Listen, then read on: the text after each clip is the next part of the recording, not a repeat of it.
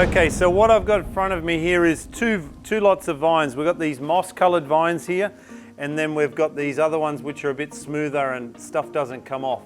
The reason I made those is because you have chameleons, and chameleons rub their eyes, and their eyes are really, really detailed and delicate, and they rub their eyes. So if they get little bits of fiber in their eyes, it can cause infections and whatnot. So we made that version for that.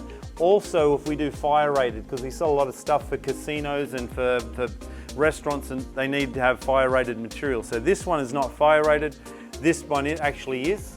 Okay, so there's a range of sizes all the way up from 1/2 inch up to 2.5 inch in size. So both look really cool, both look really natural. What makes your vines look even better is when you start to intertwine them like that together, and you don't do it all the exact same. You have bits of it hanging down and then you wrap it again, and that's what makes it look really well, so really nice and natural. Vines are a big part of what we sell is for zoos, okay, but it's not just for zoos. People doing weddings and function centers and things like that, where they're using a lot of flowers and plants. To add vines to that just looks even better. So this is just one of my many product lines that we've got, and they look fantastic when they're installed right.